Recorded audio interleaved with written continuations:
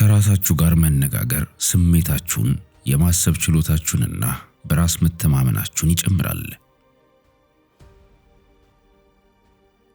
በሌሊት መተኛት ካልቻላችሁ በአንድ ሰው ህልም ውስጥ ነቅታችኋል ማለት ነው። ወንዶች ከሴቶች ይልቅ በፍጥነት በፍቅር ይወድቃሉ። እንደ ሳይኮሎጂ ጥናት መሰረት ከ8 ሰዓት በታች የሚተኙ ወጣቶች ብዙውን ጊዜ በብስጭት አልፎ ተርፎም በመንፈስ ጭንቀት ይሰቃያሉ። እግራችሁን ወደ ደረታችሁ ሰብስባችሁ የምትተኙ ከሆነ በልጅነታችሁ ደህንነት፣ ፍርሃት ወይም ብቸኝነት ይሰማችሁ እንደነበር አመልካች ነው። አንድን ሰው በስሙ መጥራት እናንተን የበለጠ እንዲወዳችሁ ያደርገዋል። ፖም፣ ቲማቲምና ሽንኩርት በምትመገቡበት ጊዜ አፍንጫችሁን ከያዛችሁ ተመሳሳይ ጣዕም አላቸው። አንድ ሰው ብቻውን ለመቆየት ሲመርጥ ወደ መጀመሪያው የእብደት ደረጃ እየሄደ ነው። አዲስ እስክሪብቶ ተሰጥቷቸው አንድ ነገር እንዲጽፉ ሲጠየቁ 97% የሚሆኑ ሰዎች የራሳቸውን ስም ይጽፋሉ። ከፍተኛ የማሰብ ችሎታ ያላቸው ሰዎች ብቻቸውን መሆን ይመርጣሉ። አንድ ሰው በድንገት ከእናንተ ጋር ማውራት ቢያቆም አሁንም ስለ እናንተ ከጀርባችሁ ማውራቱን ይቀጥላል።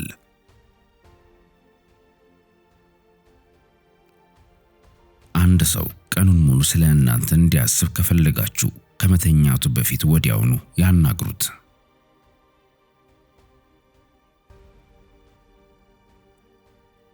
አፍንጫችሁን ብዙ ጊዜ የምትነካኩ ከሆነ ጭንቀት፣ መሰልቸት ወይም ውጥረት እየተሰማችሁ ነው ማለት ነው። ልጃችሁ ብዙ ጊዜ ወደ ሰማይ ወይም አድማስ የሚመለከት ከሆነ ፍቅር ወይም ጥልቅ አእምሮ አለው ማለት ነው።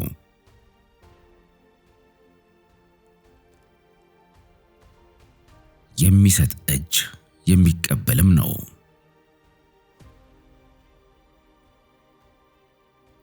በተቀመጣችሁበት ጊዜ እጃችሁንና እግሮቻችሁን ያለማቋረጥ የምታንቀሳቅሱ ከሆነ የአእምሮ መረበሽ አለባችሁ።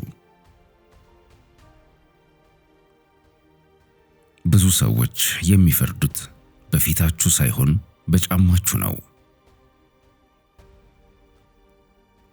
ምስጋና የሌለው ልጅ በአባቱ አፍንጫ ላይ እንዳለ ኪንታሮት ነው። ከተዋችሁት አስቀያሚ ነው፣ ካስወገዳችሁት ግን ያማል። ከእናንተ ጋር በፍጥነት ጓደኛ የሚሆኑ ሰዎች እናንተን ለመካድም ብዙውን ጊዜ ፈጣን ሊሆኑ ይችላሉ።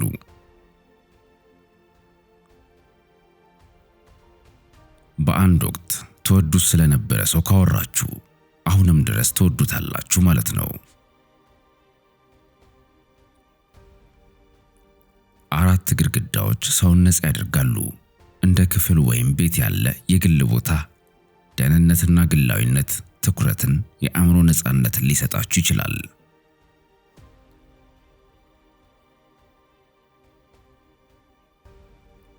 ጊዜው ሲደርስ ምርኮው ወደ አዳኙ ይሄዳል። በሚሰሩበት ጊዜ ረብሻን የማይወዱ ሰዎች የተሻሉ ሰራተኞች ይሆናሉ።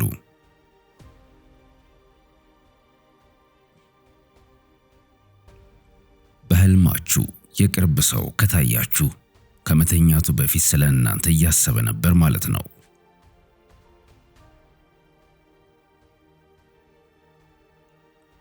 በመከራ ጊዜ ያለ ተስፋ አትሁኑ። እስከ ሌሊት ድረስ ነቅተው የሚቆዩት የበለጠ የሥራ ፈጣሪዎች ብልህና ቆራጥ ናቸው። በአጠቃላይ ደግ የሆኑ ሰዎች ብዙውን ጊዜ በውስጣቸው በጣም የተጎዱ ናቸው።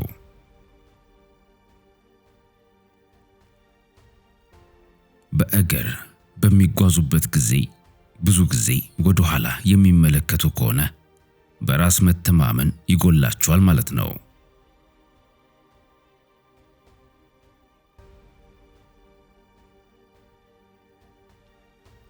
በቤት ውስጥ በራስ መተማመንን ያሳድጉ እና ጉዟችሁ ቀላል ይሆናል።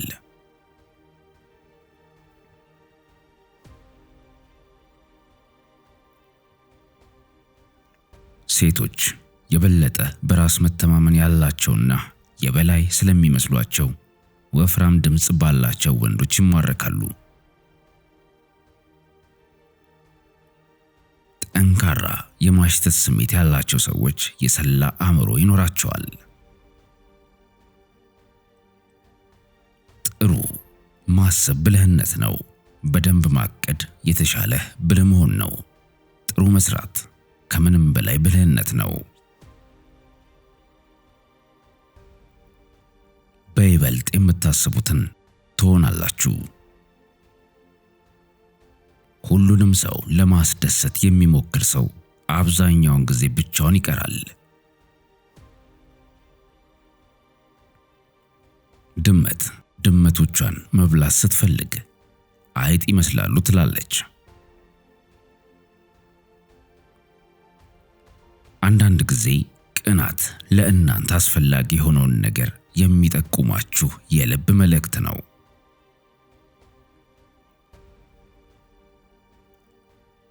አጭር መልስ የሚሰጡ ሰዎች ብዙውን ጊዜ የበለጠ አስተዋዮች ናቸው። አእምሯችሁ እንዳዘዛችሁት ይሰራል። እባቡ ሲያረጅ እንቁራሪቱ ያሾፍበታል። አንድ ሰው ጨብጧችሁ እጃችሁን ሳይለቅ ከቆየ በጣም በራሱ የሚተማመን ሰው ነው።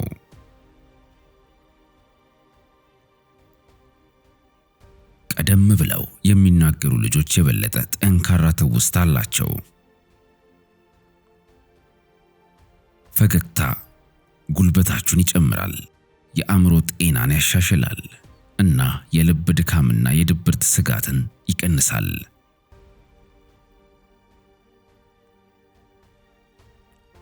ወደ አይነ ስውሮች ከተማ ከገባችሁ አይናችሁን ሸፍኑ።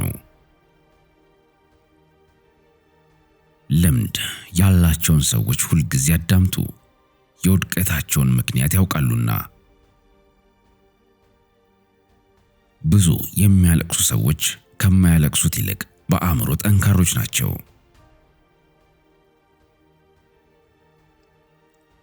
ደስተኛ ሰዎች ዓለምን በሚፈልጉት መንገድ ያያሉ። ለሚሰድብህ ፈገግ ካልክ ፈገግታህ እንደ ጩቤ ይጎዳዋል። የሚያዝኑ ሰዎች ዓለምን በግልጽ ያዩታል።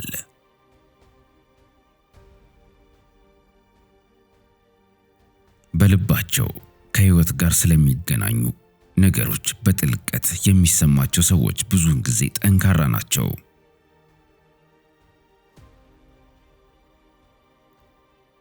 በምትወደው ሰው ችላ መባል አንጎልህን እንደ አካላዊ ቁስል ይጎዳዋል።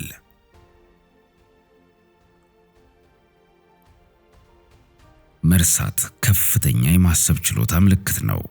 አንዳንድ ጥናቶች እንደሚያሳዩት አስፈላጊ ያልሆኑ ዝርዝሮችን መርሳት አንጎላችሁ ለአስፈላጊው ነገር ቦታ እንዲሰጥ ይረዳዋል።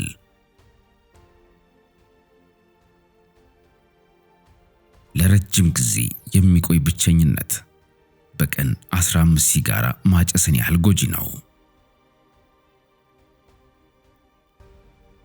ሰዎች ብዙውን ጊዜ ነፃ ለሆነ ነገር ቦታ ስለማይሰጡ ብዙ ፍቅር ወይም እንክብካቤ አታሳዩ።